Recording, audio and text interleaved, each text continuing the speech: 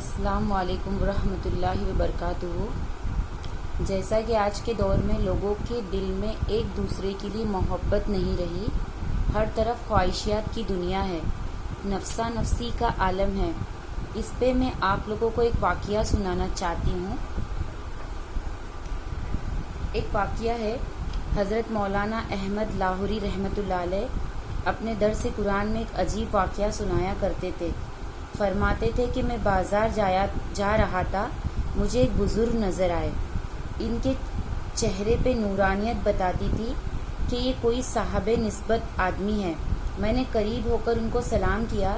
انہوں نے مجھ سے پوچھا، احمد علی، انسان کہاں رہتے ہیں؟ فرماتے ہیں کہ میں نے ارد گرد دیکھا، بازار بندوں سے بھرا ہوا ہے۔ میں نے کہا، حضرت یہ سب انسان ہی تو ہے۔ یہ بات سن کر انہوں نے عجیب سے انداز میں ایک نگاہ دوڑائی اور کہنے لگے، یہ سب انسان ہیں؟ ان کے کہنے میں کوئی ایسی تاثیر تھی کہ مجھ پر ایک ایسی کیفیت طاری ہوئی کہ مجھے بازار کتے اور بلی اور جانوروں سے بھرا ہوا نظر آیا۔ ان میں کوئی خدا کا بندہ تھا۔ جب میری یہ کیفیت ختم ہوئی، وہ بزرگ چلے گئے تھے۔ حضرت یہ واقعہ درس قرآن میں سنا کر فرمایا کرتے تھے، اللہ تو سب کا ایک، اللہ کا کوئی ایک، ہزاروں میں نہ ملے تو لاکھوں میں دیکھ۔ تو سچی بات تو یہی ہے کہ 100% شریعت پر عمل کرنے والے آج کے دور میں بہت تھوڑے لوگ ہیں۔ دائیں بائیں آگے پیچھے جدھر بھی دیکھو بس خواہشات کی دنیا ہے۔ جسم بوڑھے ہو رہے ہیں، آرزوئے جوان ہو رہی ہے۔ رات دن ہو، دن رات ہو، لوگوں کو اپنے خواہشات کی پڑی ہے۔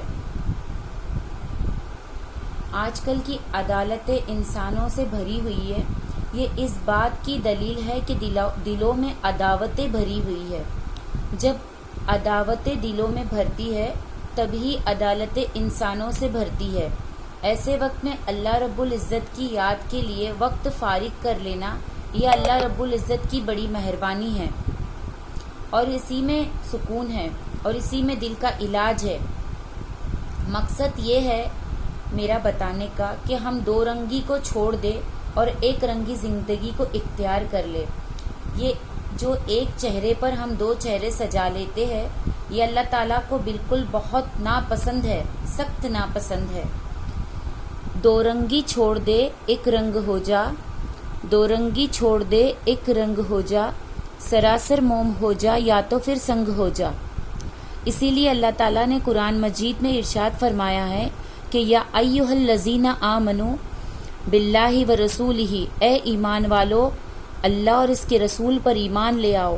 اب غور کرنے کی بات یہ ہے کہ کافروں کو تو نہیں کہہ رہا اللہ کہ یا ایھا الذین کافروا، مشرکوں کو بھی نہیں کہہ رہا اللہ کہ یا ایھا الذین المشرکوا، منافقوں کو بھی نہیں کہہ رہا کہ یا ایھا الذین منافقوا۔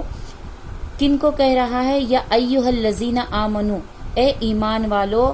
اور حکم کس بات کا دے رہا ہے کہ آمنوا باللہ ورسولہ، اللہ اور اس کے رسول صلی اللہ علیہ وسلم پر ایمان لے آؤ۔ کیا مقصد؟ اے زبان سے اقرار کرنے والو، اپنے دل سے بھی سچے دل سے توبہ کر کے سچے دل سے ایمان کی تسکیت کرو۔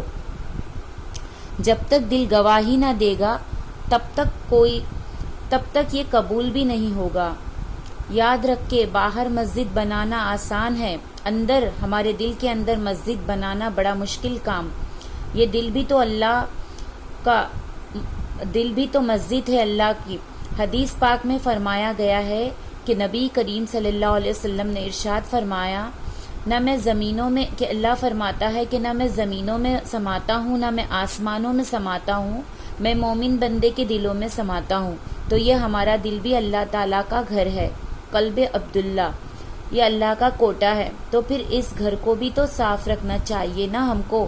جو مٹی اور گاڑے کا بنا ہوا گھر روز 1 گھنٹہ ہم صفائی کے لیے لگاتے ہیں، اور جس گھر کے بارے میں اللہ نے خود کہا ہے کہ اس میں سماتا ہوں، تو اس کی صفائی کے لیے ہمیں فرصت ہی نہیں ملتی۔